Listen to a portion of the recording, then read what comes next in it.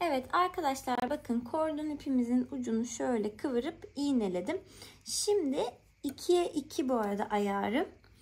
Düz dikişle şöyle şuradan bir dikiş atıp bunu sabitleyeceğim.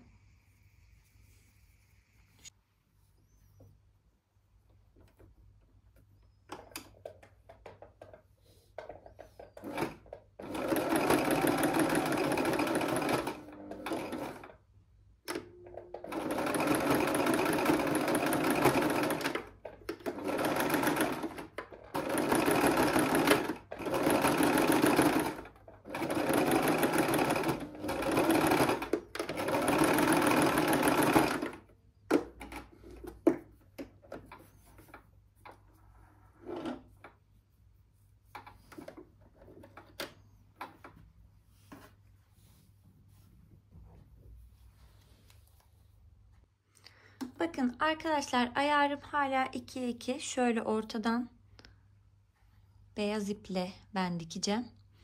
Şöyle netledim de. Şimdi devamlı zikzak devam edeceğiz. Hemen zikzak ayarıma çeviriyorum makinemin. Ve kenarlarını yavaşça dikmeye başlıyorum. Şöyle bakın, buradan böyle döneceğim.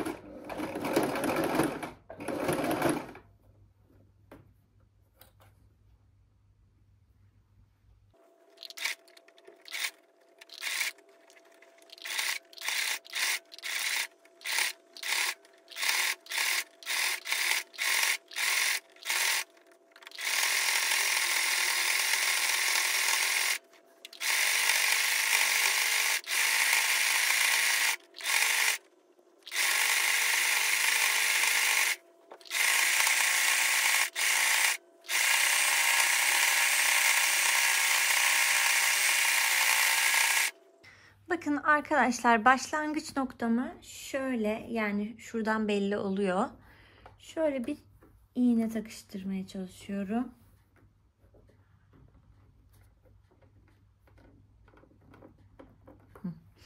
Şimdi üst sıralarıma geçeceğim.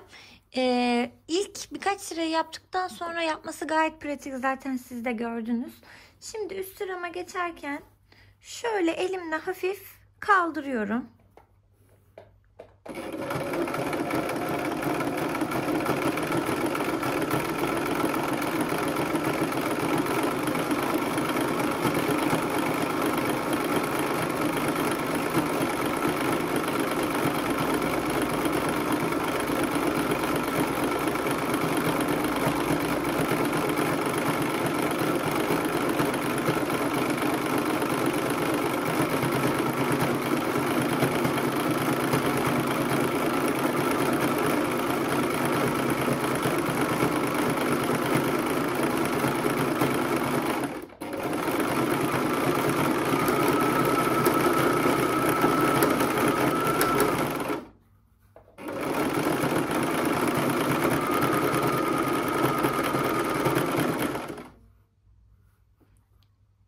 Bakın başlangıç noktama geldim. Şimdi biraz daha kaldırıyorum.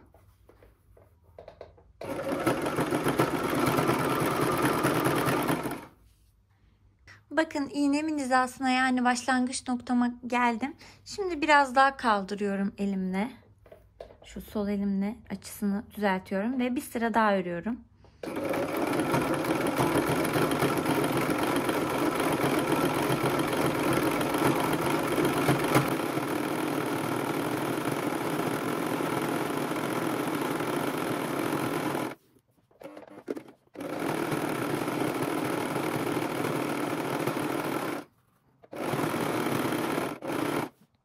Bakın arkadaşlar, bir sıra daha dik bir şekilde ördüm. Şimdi artık bundan sonra bu tamamen yapıştırıyorum makinama ve bu şekilde örüyorum ki sepet görünümüm ortaya çıksın, artık üst katları örelim, dikelim diye.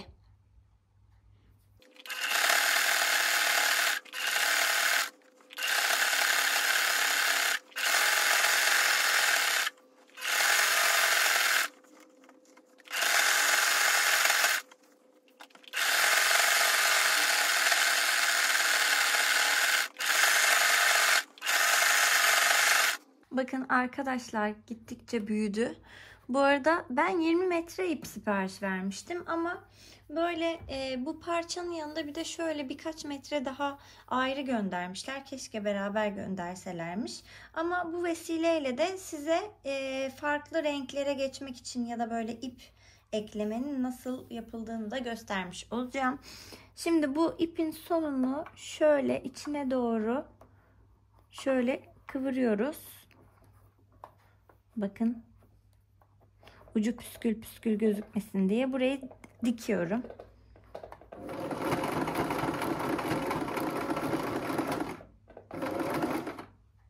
Şimdi buradan sonra da ekleyeceğim kordon ipim, bakın. Şöyle şu içinden eğer farklı renk böyle pis görüntüler varsa şöyle bunları şöyle çekiştirip kesmekte fayda var ki içinden siyah siyah gözükmesin.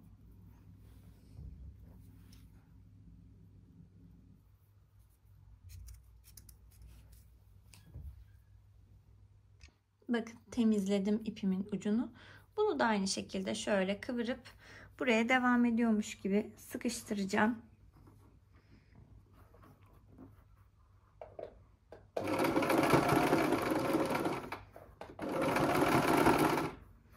Böyle dikişime devam ediyorum.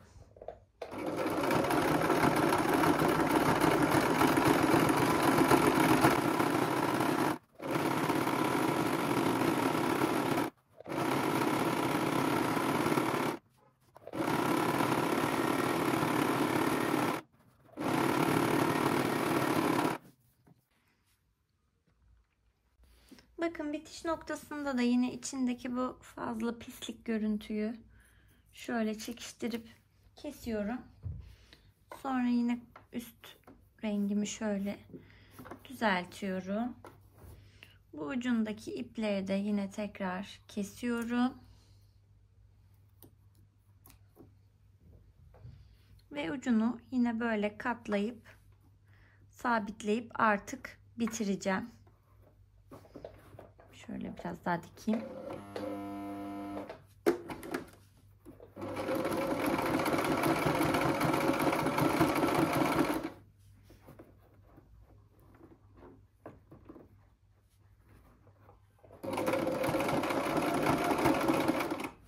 Birkaç tane de geri gelelim.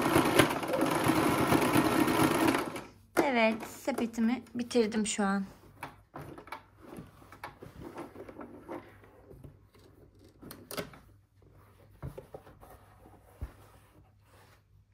Evet arkadaşlar, bakın şöyle sepetimi diktikten sonra bu şekilde gözüküyor. Şimdi çok basit ufak bir süsleme yapacağım. Bunu da sizlerle paylaşmak istiyorum. Fikir olması açısından şöyle keçe parçalar kestim. Bakın, bu dikdörtgen ve 2 tane düğmem var. Sadece bu kadar. Şimdi öncelikle şu bitirdiğim yere şöyle güzelce sıcak silikonumu sürüyorum.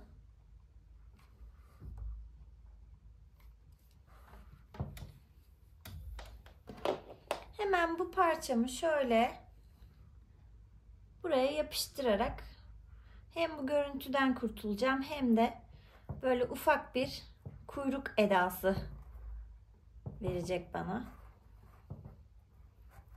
Tabii şöyle 2 kat yaptığım için bu parçayı da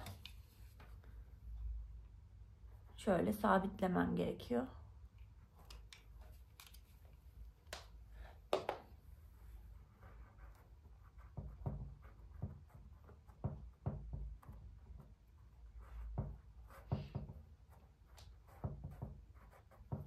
Bakın, en azından şöyle gözüktü. Oradaki o kat yeri gözükmedi.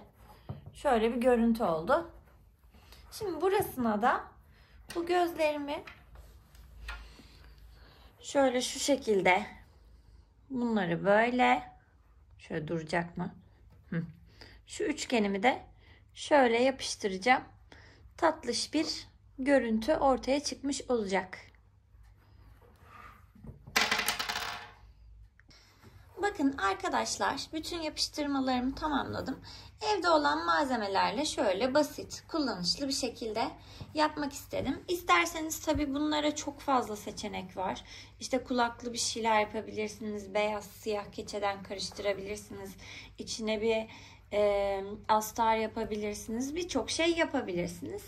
Ben böyle yaptım ve ilk kordon çalışmama göre başarılı buluyorum kendimi diyebilirim.